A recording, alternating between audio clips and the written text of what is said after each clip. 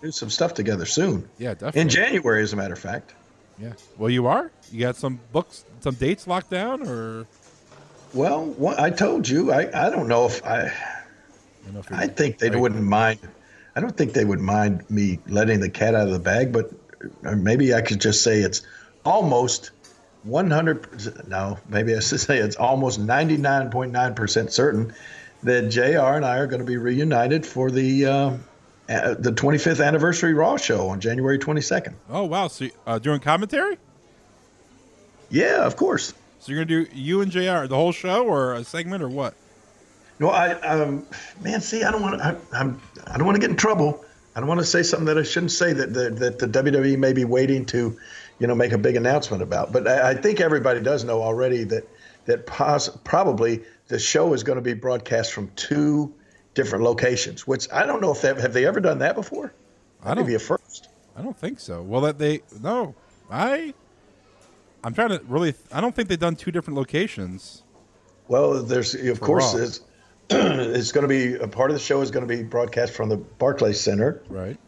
And then they're going to broadcast part of the show from where Raw originated, the Manhattan Center. Okay. So you and Jr. I assume are gonna be the Manhattan Center.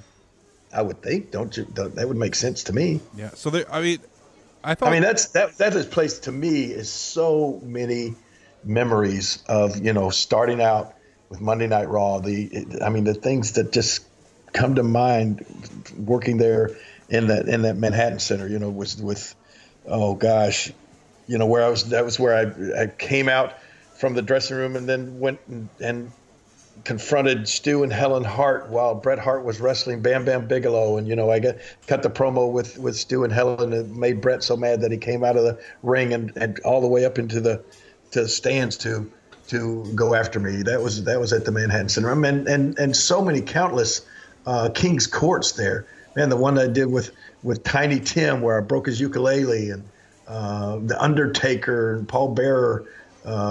Just that was where I think the first time maybe the ECW invasion happened at the Manhattan Center. It was just so many things went on there. So yeah, it would just make sense for JR and I to be at that place, that location. So, but you are going to be involved for that Raw, and you and Jr. together in some capacity on television somehow. I'm almost certain. Well, I mean, it's a month away, so anything can happen. But Yeah, anything can happen. that's what they're planning on doing. That's what I'm planning on doing.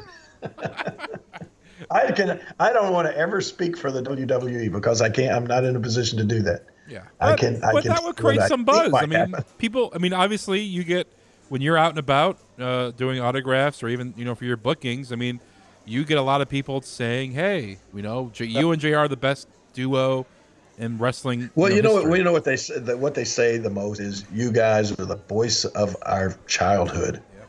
It's like we grew up, every Monday night listening to you and JR. And good grief, how many? 20 years almost we were on there together. So yeah, a lot of people spend a lot of time listening to JR and I do commentary on WWE. So it was yeah. Tony Schiavone is my voice in my generation. It was my childhood. So in other words, you listened more to, or you watched WCW more than you did WWE? I would before '99. I would say yeah. I would watch. I mean, I watched both, but I would be like, oh, Nitro's on, and then when commercial went to Nitro for Nitro, I would turn WWE on and then go back to Nitro. Well, there you go. But I mean, that's that was what it was all about. That was the Monday Night Wars. oh yeah. But I'm saying, obviously, you and JR are more. That echoes in my childhood more than Schiavone and Bobby the Brain, and you had Mike Tenay. I mean, those guys were good too over in WCW. Oh my gosh, Bobby the Brain, the best, man. Yeah. Whenever Bobby went from the WWE, it was so cool. On Twitter last week, somebody pulled up. It may have been you. I don't know, but anyway, somebody pulled up the clip. The first ever. My first ever appearance on the WWE was on that show. Bobby the Brain Heenan introduced me, and I remember coming out there there was Hillbilly Jim and Gorilla Monsoon and Vince McMahon, and they had this throne set up for me, and Bobby the Brain introduced me to the WWE, and it was Bobby was special. That was a big, that gave so much credibility to the WCW when Bobby jumped ship and went over there. Yeah, that was both commentary stables were great back in the Attitude Era, the Monday Night Wars, but yeah. So, but back to the 25th anniversary of Raw. I'm looking forward to seeing you and JR back together and King. So obviously, this is a nostalgia show. And another thing, well, we'll get back to that too. And then right after that is the Royal Rumble. Yeah, Royal Rumble is the 28th in Philadelphia, and if you remember last year, I called the Royal Rumble match. Are you going to be in the Royal Rumble? Yeah, I remember that. Are you going to be in the Royal Rumble? No, I don't want to be in the Royal Rumble, but I would like to call the Royal Rumble match. Don't you want to be in it or call it? I wouldn't mind being in it, of course. Of course. But, I don't think that's going to happen. I'm on the no-touch list still, I guess. Well, you can be thrown over without being touched. How's that? Just hop over just back away. You could be in the ring and Braun Strowman can come strolling in. And you can just I just jump over and get out myself. Yeah, I don't think that wouldn't be good for Jerry the King Lawler's character.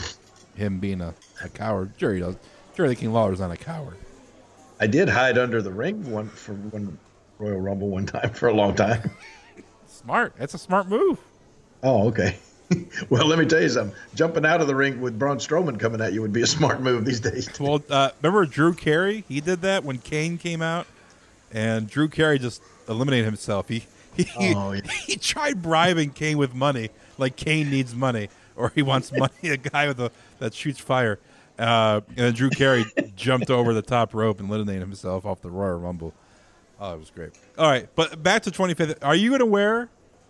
Back in the Attitude Era, you wore those royal jackets that a king would wear, and you had your crown. Are you going to wear? You've been to my club down on Beale Street here in Memphis. You see them; they're still hanging up. They're on display down there. I could just pull one right off the mannequin and put it on and wear it. I think that's a very good idea, actually. Would it still fit? Yeah. What do you mean? Would it still fit? Wow. I actually weigh less now than I did then. Really? Yeah. Oh wow. Whoa. Well, eat some barbecue. Eat some more barbecue then. No, I wanted the jacket to fit. That's a good idea. You have the nostalgia factor of having one of your jackets on. No shirt underneath. Right. Just your sweater. Chest hair.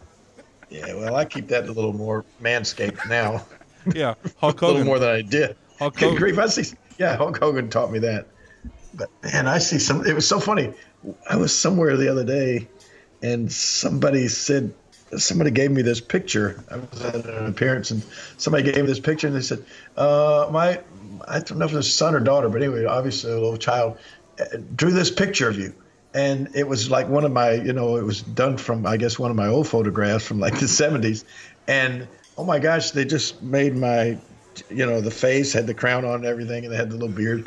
And then all of a sudden they just like took their pencil and just started backing out my whole chest. It was just solid black hair on my chest, like you said, like a shirt or something.